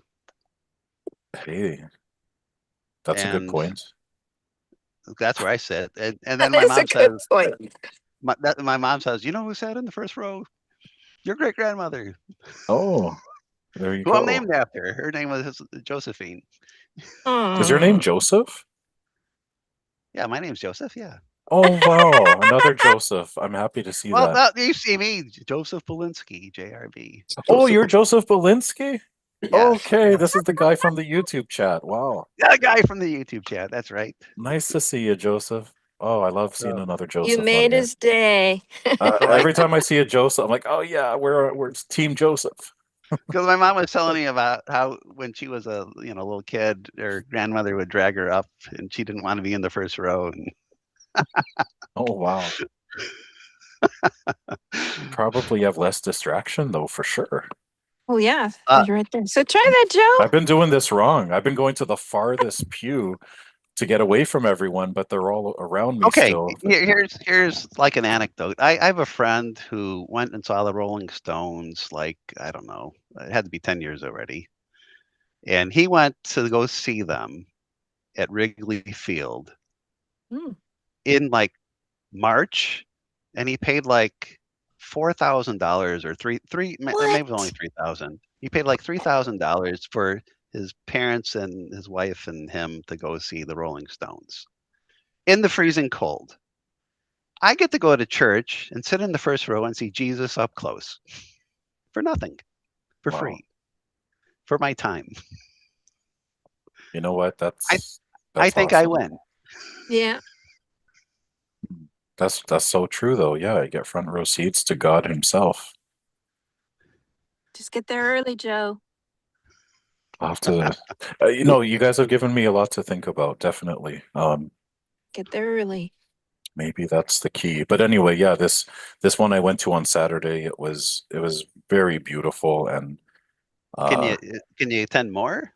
I would say yeah, go. like I'll be able to go. I think they have it every Saturday morning, so um I'll be able to go to that one. And then I did find one where there is a Latin mass as well on for Sundays. But here, like now that I'm in Toronto, there's so many more options. Whereas Oh, you're in before, Toronto now. Okay. yeah, I moved here from Saskatchewan, and it's just nice having all these opportunities to go to these different masses, and I'm very grateful for that. Do you have a But shrine over there? well, there's the Martyr Shrine. That's I Okay. forget how far it is, where Jean de Brébeuf was martyred, and then they transferred his bones over to another part. But yeah, I hope to go there this summer. And then I found out I think I'm only like a 6 hour drive from St. Joseph's Oratory in Oh. Quebec. Oh, here you go. I mean, I never thought I'd see it again. I never thought I'd get to see it again. I'm like, oh my goodness, I'm closer to it now. So I hope, please God, that I get to go this summer to go to the oratory and, you know, maybe hide there and live there. Hide in the Yeah. bell tower. Because I would love to live there. I'll be St. Joseph's bell ringer, the hunchback of St. You could be Joseph. Quasi Jomo. Yeah. There Well, we you could go. ask them if they're Oh. you need any job openings. You know, Hey, they I'll sweep hire the floors people. there as long as it's in the shrine. Yeah. Quasimodo. I ring the bell. Yeah. Hunchback of St. Joseph's Oratory. They'll write a play about it one day. St. Joseph Oratory. Where is it at? It's in Montreal, Montreal. Okay. in Quebec. Yeah. And also, not far from there, there's the Shrine of Notre Dame du Cap. It's a statue of Our Lady who closed and opened her eyes, and then there's this miracle of this ice bridge and a whole bunch of stuff. And anyway, I got to go there last summer as well, which was really a nice treat. And yeah, Quebec is old Canada, right? It was New France, and so that's where you'll find the oldest churches in Canada and the beautiful shrines and stuff. So I hope to take advantage of my location and get to see You all should that. do some videos and just post it. There you go. I'll do a video diary. Yeah, and what this is, you could just tell us what it is. You don't have to, do a whole documentary, but it'd be nice to look at it and see it. Oh yeah, they Um, even have in Quebec, they have one of Saint Anne's arm bones. I'm bad at really? anatomy. It's some kind of bone from her. It's like the full length of her arm Whoa. in a reliquary in the shape of an arm, and it's in Quebec City, I believe. Wow. So, oh no, it's in Beaupré. Duh, it's Saint Anne de Beaupré. John Paul II went there, and so anyway, yeah, there's a lot of stuff I got to take advantage of Do here. you speak French? Un petit peu de Oui. français, Ah, but that's all I know. It's the arm bone, not the hand same bone. here. Je ne parle français. Yeah, what's the arm bone called? There's two arm bones, right? It's one of No, like the femur is the leg, isn't it? I don't know. The radius and the ulna are in your forearm. I failed And then anatomy and physiology so many I just call times. it arm. The one that's connected to the hand. What is that one? no, you have the radius and the ulna. Those are your two bones in your forearm. Okay, Yeah, so the other one is the humerus. The humorous. Okay, there we go. Yeah. Right. Okay, so St. That's Jude, funny bone. when that was going around America, the tour, Yeah, they we were got to, touring the arm. yeah, we got to see St. Jude. oh That's wow. awesome. My sister did too. Yeah. So it's his full arm? Yeah. Mm-hmm. Okay, not just a little bitty piece. That's nice. No, the arm. Yeah. My Oh, sister got to go there. I missed it. I didn't realize it was a tour, and it was actually here in San Diego. I didn't oh even know it. wow. Yeah, I was so heartbroken. I know like 10 years ago in Winnipeg, here in Canada, they had St. Francis Xavier's arm and his hand on display at the cathedral. It was really cool. Wow. That's Well, awesome. I just saw that thing with Mary Magdalene. I guess Her they have her skull? head or something, her skull. Supposedly, yeah, in France. Mhm. I don't know why that popped up. I just saw that recently, and I was like, wow, didn't know they had that. Yeah, because supposedly that's where she died, was in southern Yeah, because she France. went to a cave. So yeah, Yeah. she ended up in Spain, and then Okay. she found a cave, and then legend has it that an angel would bring her communion like every day, Mm. and she just lived in the cave for like, I don't know, it's like 40 years or something. Oh wow. Oh yeah, for a very long time, and then she finally died, and they still have her. That would be. I don't know if you're allowed to visit her though. Hmm. Ooh. Maybe they bring the head out on like her feast day or something, but Yeah, well, but that Why would are they be so cool. That would, protectful of her? never That's mind. Did you guys know they stole Saint Andre Basset's heart from the oh oratory like well, in the 80s? They sold there's his a what? heart Did because they find it? his heart was incorrupt and they have it in a reliquary behind glass now, but it was all in the news in the eight somebody stole it and then it was retrieved later on, but now it's behind like a glass and a grill and yeah, but so maybe that's why it's like they don't want it too accessible because someone will just steal it. Steal it. Oh my. They were so, well, the church back then was so trusting. You don't hear that. Oh, Now they're taking tabernacles out of the oh church. yeah, you beat me to it. I was gonna say they're taking I didn't know tabernacles these about days. that. Yeah, Sorry, they're rewind. doing them. They're Well, taking because the tabernacles out? tabernacles, they know it's gold. It has to be gold, pure gold in there. So they hear that, and now they Oh my want. goodness, I just oh my gosh, just thinking about who they could take the gold, but Yeah, return the Eucharist. But yeah, they learn about that, and then they know, oh, that's gold. So yeah, but they're that's what gonna they're learn stealing them. who they took, and it won't It's be good. just, The ay, most they ay, can learn. ay. But can I ask something? Joe, did you review the video that I sent you on Akita? There's something that's very concerning to me that I wonder about because the current bishop is now denying Akita miracle.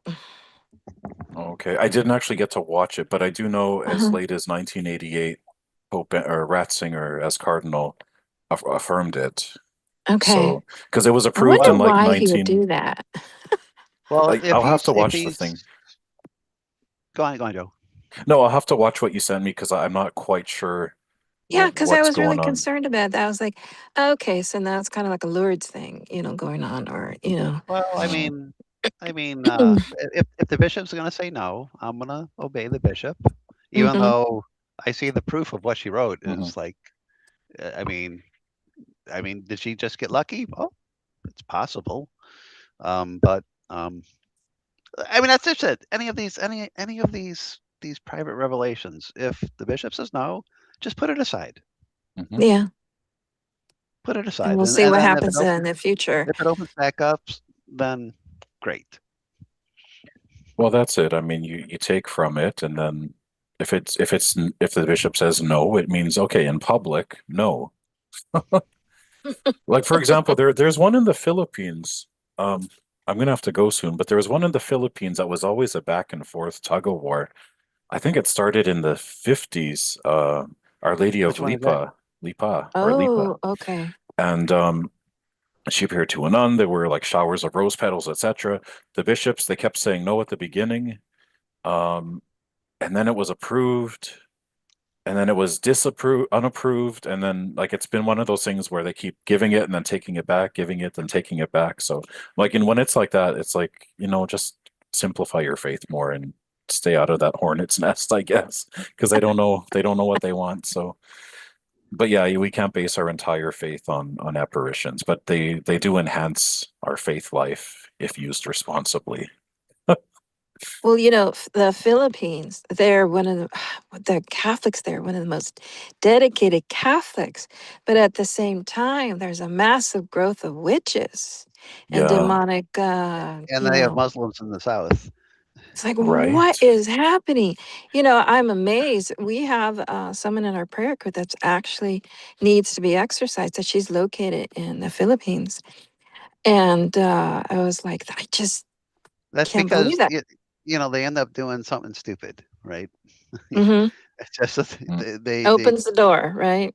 yeah, they'll do one stupid thing, and the devil's like, that's legal and binding. I'm coming in. But you want to hear something crazy? Is when she was seeking help from the local diocese, they actually told her to go to not seers, healers.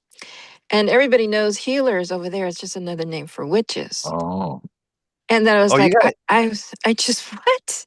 I just couldn't believe that. And I was Oh like, no, wow, something's going it's on like over there big it's time. it's growing. There's like any.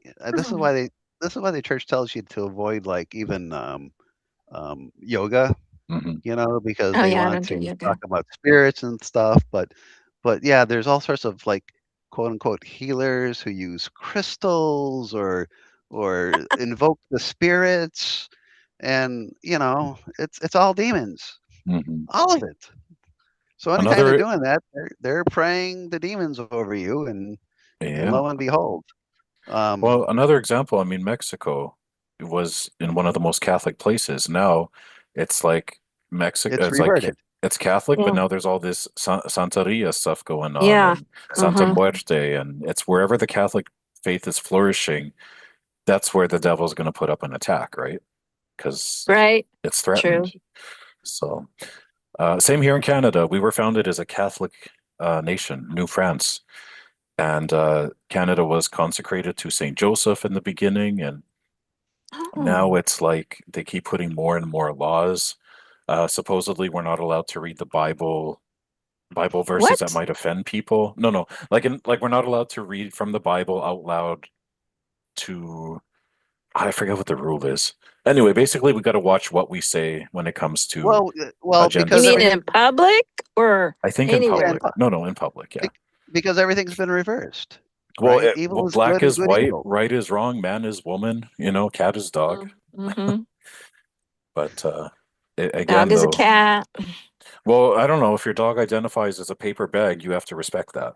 That's just crazy. But Scott Shockton Burns says, if you've read the files, not sure what files you're talking about. Lots of ritual abuse. Okay. Stephen Schuster, good night, everyone. Okay, good night, Stephen. What do you mean files? I don't know if you've read the quote unquote files, lots of ritual abuse. Tell us what files you're talking about, Shockton Burn. Ritual Oh, abuse. this is on your live channel yet? Oh, on YouTube, yeah, they're mentioning the files. But yeah, that might be something. We should You mean really like Vatican II? Would that, I don't know if you've read the files. Mhm. It's mysterious. So what's our homework for next week? I Can don't we do know. one on Malachi Martin? Oh, you want to hear my thing on Malachi Martin? Oh, yeah. So I was listening to an interview from him some time ago, and he said something I had never thought of, Ooh.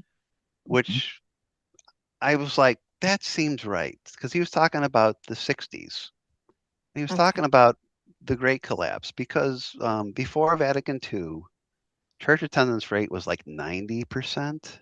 Mhm. Or it was up there. It was like 80, Wow. maybe not 90, but like 80%, etc. And then the 60s hit and it just collapsed. And Hmm. he said, when he looks at that, he thinks God pulled grace from the world. And I kind of agree with this. Here's another one of my crackpot theories. You want to hear a big crackpot theory? Go for it. Yep. Okay. So I think it was La Salette, when Oh. Mary, what's what? You don't like La Salette? No, I've heard of it. Okay, go on. Okay, so in La Salette, Mary prophesied to Melanie and the other kid, I don't remember Maximin. his name, that if men don't become better, there's going to be a world war. So this was like 1870s or 80s. I'd have to look. Ah. So this is the precursor to World War One. The reason for World War One was blaspheming and working on Sunday. Hmm. Okay, and then it came true. Then you had Fatima. What does Mary tell? If men don't become Stop better, offending God. Yeah. there's going to be a second world war, and it's going to be preceded by a great light. The great light happened. They tried to sell it off as, oh, it was just aurora borealis. It It was wasn't. a red one right over Europe. No, this was like it was like a great white light across the entire sky. Yeah. They said they could read their newspapers at night outside because it was so bright. So so that happened. Okay. So let me ask you, do you think men became better after World War II? No. Of course not. Okay, so what do you think? Here's what I think happened. I think, and this also ties in with a little bit with Pope Leo and his vision. I think the devil started working around World War II, but I don't blame him for World War II. I think he egged it on. His goal is to destroy the church, not to kill people primarily. Mhm. So anyway, he started getting the homosexuals into the church starting around 1940. Going into 1960, you had all these homosexual priests taking up, more important roles in the church. And I think instead of punishing us with the war, like Malachi Martin said, God just pulled grace, and the people that were running on fumes all left. Wow. And we've been picking up the pieces since. Hmm. This is just Joe's way out theory, but that's how I view it. Yeah, because some of these churches, I go in there and there's hardly anybody. Maybe a dozen people there. Um, What I've it's noticed really is sad. I think a lot of people nowadays are drawn to the occult and stuff because, okay, for Well, that's example, that that's a dividing line, right? So what's happening? Even Cardinal Ratzinger talked about this in like 1971 or two, where he said the church is going to get much smaller, mhm, and that's what we're becoming yet. yeah, But the reverence and I think the holiness of people is going up for those that attend. well, it's like a And the rest sifting of of the them, wheat, right? you got it. You got the wheat and the chaff, and that dividing line is Mhm, becoming much more stark mhm, and much more committed on both sides. absolutely. There's less and less gray areas. It's like either you're this or you're that. And I never understood, when Jesus was in the Bible when he'd talk about, the wheat and the chaff and this and that and separate. But we see that in our own church going on now, and a lot of people, are leaving or they're inverting things in the church to anyway, there's a lot going on, but I mean, just thank God we're Catholic. At least we have that much. We're Catholic. We have those Oh, I graces. I thank God for that. I thank God I was Yeah. born Catholic because if I Mhm. was not born Catholic, I don't know if I'd be able to become Catholic. That's what I always say too. Isn't that I, scary? I think Oh, about that a lot actually, because my Well, family. I have such admiration for anyone who's not Catholic and becomes Catholic. Mhm. That's like And they're so dedicated. Do you Yeah. ever hear them speak? Our prayer leader, St. Bridget's, Joe did an interview with him, Cottrell. I'm just at awe because he's a converted Catholic. Hmm. And just the knowledge that he carries The for, converts appreciate it more, maybe. wow, I'm so impressed. And just when I think he's not going to know about it, yep, sure enough, he knows it and he's talking about it. And I'm like, Yeah. I just, wow. There we It's go. just, The converts bring the fire. Oh, they do. They do. Yeah. They have a yeah. Fire is maybe a good word. They have a fire that um, maybe we don't have because we were just born in it, and we're just kind of used to it. And Wow, you um, take things for granted, right? But yeah, I always think the same thing too. If let's say if I was born into, because on both sides of my family that we're not practicing Catholics. We're Catholics, okay, get your kids baptized, and that's pretty much it.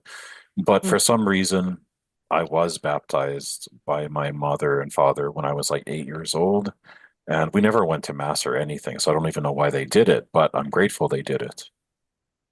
And I told my mom that once because like she's, kind of against the Catholic Church, but I've said, you know what, thank you for baptizing me when you did, you know. well, that's the first step of grace.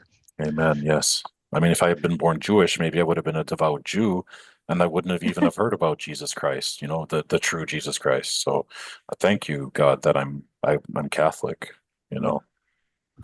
well, you never know. Look in your ancestry. I did my ancestry and I have Jewish ancestry on both sides. I Oh, didn't even know. jeez. Both sides. Well, Wow. well, Yeah. that's actually cool because then you can be traced back to one of the 12 tribes of Israel. Yeah, that's exactly what I was trying to say. I wonder which one, which one, which one. Um, Well, I'm descended from Adam and Eve, so Awesome. Oh, but we But yeah, should probably call this a night now. okay. you want a It's story? You want a quick story? um okay, quick story. Yeah, Okay. I have to hear it. So one of the ladies in our Cottrell's, um, uh, St. Bridget you crew. know, yes, St. Bridget crew. Mhm. She was really sad. She was really sad, and we could tell because when it was Mhm. her turn to pray, she was like crying almost. Yeah. And Cottrell asked what happened, and she lost her daughter and her husband. Her daughter 1 week, and then her husband after. Lord have mercy. And I felt so bad. I was like, oh my, and she's just really, really down. I was just, oh my. And so we were asking for her address so we can send her, condolences and all that.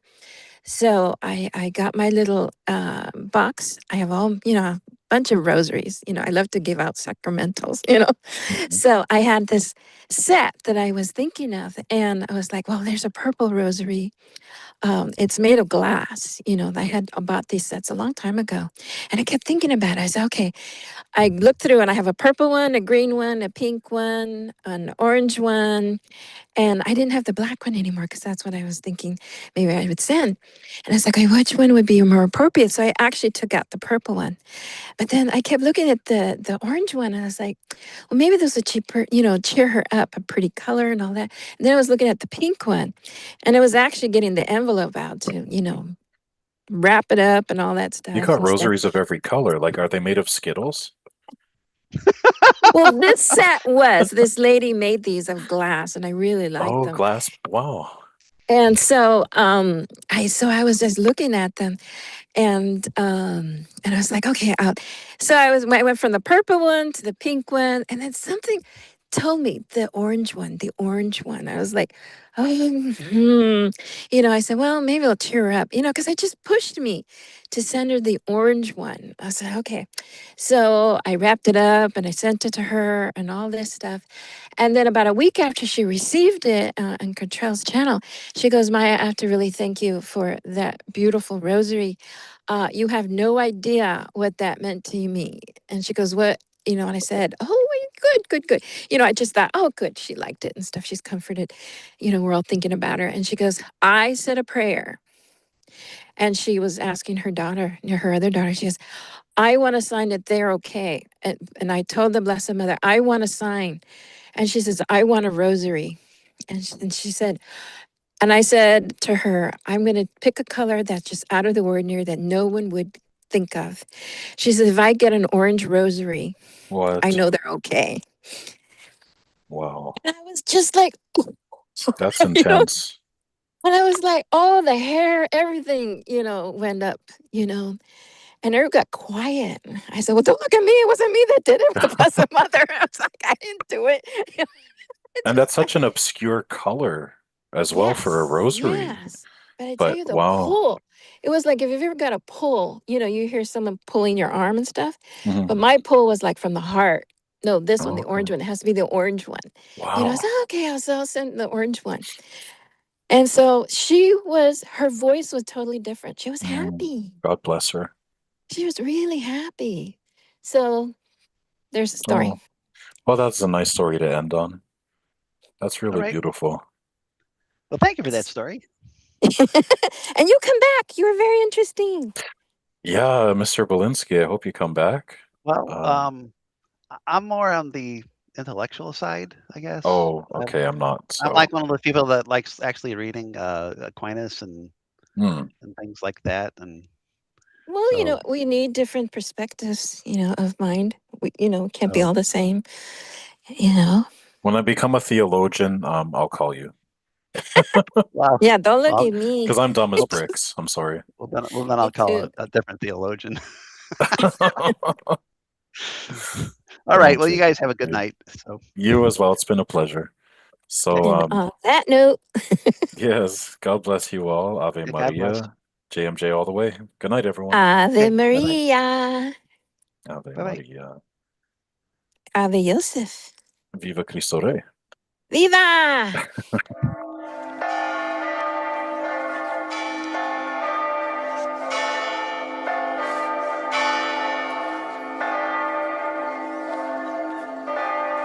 All right.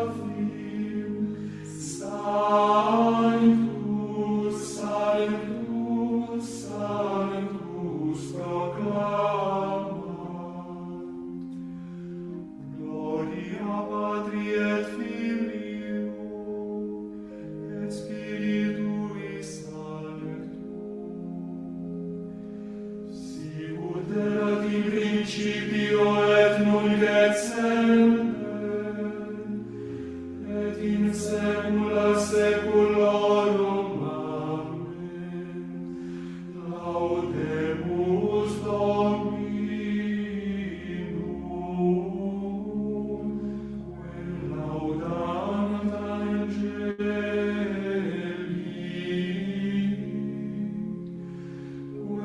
quem cherubim et seraphim, Sanctus, Sanctus, Sanctus proclama.